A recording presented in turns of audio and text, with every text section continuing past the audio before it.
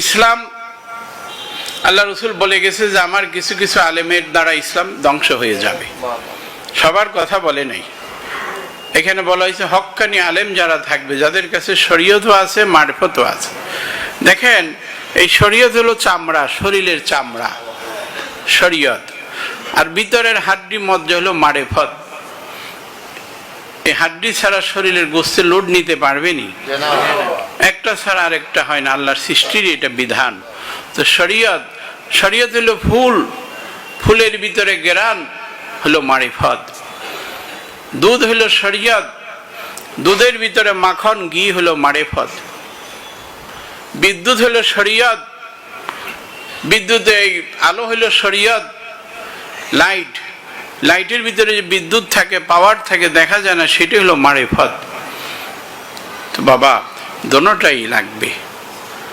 ইমাম আজম বলে তুমি মমিন হইতে গেলে উভয় শরীয়ত মারফত আমল করো, সেটা আল্লাহর আউলিয়াগণ শিক্ষা দিয়ে থাকে। সেটা কোন হাফেজ, কারি, মৌলবি, ডক্টর, রাষ্ট্রপ্রধান কারো কাছে পাবেন না, আইজিপি দেশের প্রধানদের কাছে পাবেন না।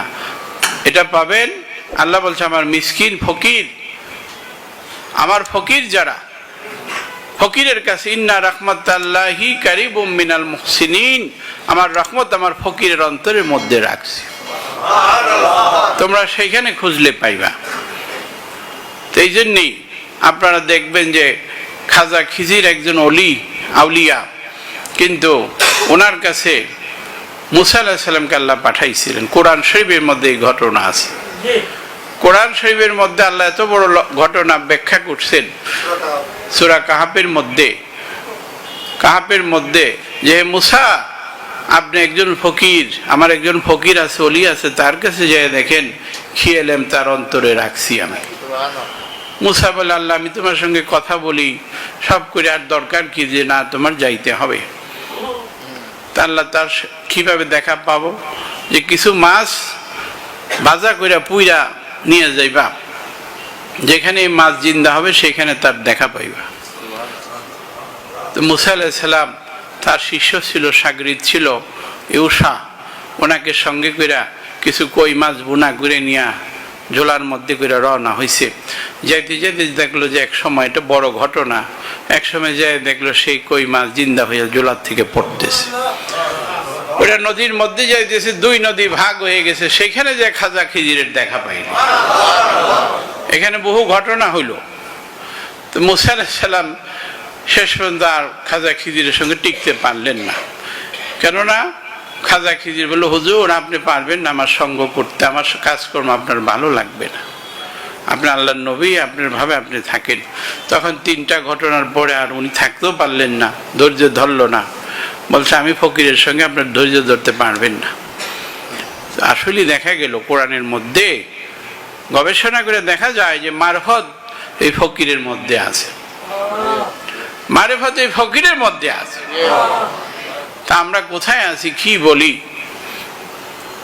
এখন মানুষের না বুঝা না শুই না পাগল হয়ে গেছি। আমরা মনে করতেছি যে এই লোক বড় মৌলবী, অনেক ডিগ্রি আছে, এর কথা বুঝি। আলোচনা তো বাউলরাও করে কিনা, গানের মধ্যে কত কিছু বলে। আলোচনা মৌলবীরা টাকা পয়সা দেন, তারা যাবে আলোচনা করবে। আলোচনা এক জিনিস, আমল আখলাক চরিত্র হলো আরেক জিনিস। এইটা আমরা এখন বুঝতেছি না। তো সে আমল আখলাকের জন্য তো একজন গুরু ধরতে হবে, একজন মর্শেদ লাগবে। সেটা তোমার এই ওয়াজ শুই না তুমি আত্মপরিশুদ্ধ হবে না, দিল জিন্দা হবে না, আল্লাহর সাথে মিলিত হইতে পারবা না। তোমার তো কাজ করতে হবে, সাধনা করতে হবে। স্বামী স্ত্রী বিবাহ পড়ায় দুইজন দুই জায়গায় যদি 100 বছর দুই জায়গায় রাখেন, সন্তান আসবে?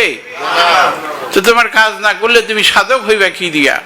তুমি লেখাপড়া হাজারও করছো, বহু ডিগ্রি আছে, তোমার আমল আখলাক ভালো না, তাতে কি হবে? ফল হবে কি? তো এখন আল্লাহ রসুল বলছেন যে ইসলাম নষ্ট করবে এই আলেমেরা, কিছু সংখ্যক আলেমেরা, যাদের মধ্যে এলমে তাসাউফ থাকবে না, মারফত থাকবে না, আদব থাকবে না, মহব্বত থাকবে না, নিজের এলেম জাহির করবে, অহংকারী কথাবার্তা বলবে, এই সমস্ত আলেমেদের ইসলাম থেকে মানুষ খারিজ হয়ে যাবে, খারিজ। তো বাবা, আমি আপনাদের বলি, তাসাউফের মধ্যে আসেন, আল্লাহ রসুলের যে সত্য ইসলাম পাকবাঞ্জাতন আহলে বায়াতের কথা বলছে, সেই রাস্তার মধ্যে আসেন, শান্তির পথে, যেই শান্তির পথে আসেন, এই দিনের পথে আসেন, যেটা সঠিক রাস্তা, হিদিনা সিরাতাল মুস্তাকিম সিরাতাল্লাযিনা আনআমতা আলাইহিম, তাদের পথে যাদেরকে আল্লাহ তুমি নিয়ামত দান করিয়াছ, গায়রিল মাগদুবি আলাইহিম ওয়ালাদ-দাল্লিন, তাদের পথে না যারা তোমার গজবে নিপতিত, পথভ্রষ্ট হয়ে গেছে, ধ্বংস হয়ে গেছে, তাদের পথে না। এখানে আল্লাহ সূরা ফাতিহার মধ্যে সব বলে দিয়েছে। আপনার সূরা ফাতিহার 7টা আয়াত আছে, এই 7টা আয়াত ভালো করে ব্যাখ্যা করেন। দরকার হলে আমার কাছে আইসেন, আলেম সাহেবরও দরকার হলে আইসা এই 7টা আয়াতের ব্যাখ্যা বুঝলেই আপনারা শরীয়ত, মারফত, হাকিকত, তরিকত সব আপনাদের বুঝ হয়ে যাবে। সূরা ফাতিহার মধ্যে সব আছে। সূরা ফাতিহা একবার পাঠ করলে অর্ধেক কোরআন খতম হয়ে যায়, সূরা ফাতিহা 2 বার পাঠ করলে 1 কোরআন খতম হয়ে যায়। এই সূরা ফাতিহার মধ্যে আল্লাহর সৃষ্টির প্রথম থেকে শেষ পর্যন্ত আল্লাহর যত গুণ, কীর্তন, তাসবিহ, তাহলিল, আল্লাহর যাহা কিছু আছে, আল্লাহ সকল বর্ণনা শেষ করে দিয়েছে। এই সূরা ফাতিহা একবার পাঠ করলে আল্লাহর সকল প্রশংসা হয়ে যায়। কাজেই আমাদের এই তরিকাতের শিক্ষা এতই সুন্দর। ফাতিহা শরীফ পড়তে হয়, ফজরের পর 7 বার, আস্তাগফিরুল্লাহর পর 3 বার সূরা ফাতিহা পড়তে হয়, তারপরে কুল হুয়াল্লাহ 10 বার পড়তে হয়, দুরূদ শরীফ 11 বার পড়তে। বলেন তো এটা আমাদের বানানো নাকি আল্লাহর দেওয়া? এটা ভালো কিনা? এই যদি অর্থ করা হয় একদিনও শেষ হবে না ব্যাখ্যা করা, মর্তবা। তারপরে খতম শরীফ পড়তে হয়, দুরূদ শরীফ 100 বার, লা হাওলা ওয়ালা কুওয়াতা ইল্লা বিল্লাহ। আল্লাহ বলছে আমার ভান্ডারের মধ্যে, আমার খাজানার মধ্যে, বেহেশতের যত বড় খাজানা আছে, এইটার মূল জিনিস হইল লা হাওলা ওয়ালা কুওয়াতা ইল্লা বিল্লাহ। তো বলেন তো, আমরা প্রত্যেকটি জাকের প্রতিদিন ফজরের পর লা হাওলা ওয়ালা কুওয়াতা ইল্লা বিল্লাহ, লা হাওলা ওয়ালা কুওয়াতা ইল্লা বিল্লাহ, লা হাওলা ওয়ালা কুওয়াতা ইল্লা বিল্লাহ, লা হাওলা ওয়ালা কুওয়াতা ইল্লা বিল্লাহ, লা হাওলা ওয়ালা কুওয়াতা ইল্লা বিল্লাহ পড়েন কিনা? লা হাওলা ওয়ালা কুওয়াতা ইল্লা বিল্লাহ 500 বার প্রতিদিন পড়া হইতেছে। দেখেন এই নিয়ামত আমল করানো হইতেছে, তাও বলে যে পীরের কাছে যে কি পাও, কি শিখো। এই যে অজ্ঞতা, আপনাদেরও জ্ঞান দরকার আছে। সাহাবীরা শিখে জ্ঞান পাইছে, আপনারাও শিখে জ্ঞান অর্জন করেন, কামাই করেন, ওরা আবার মানুষদেরকে বুঝান যে কুতুববাগে গেলে কি পাওয়া যায়। এইরকম যদি আমরা বলতে থাকি শেষ হবে না।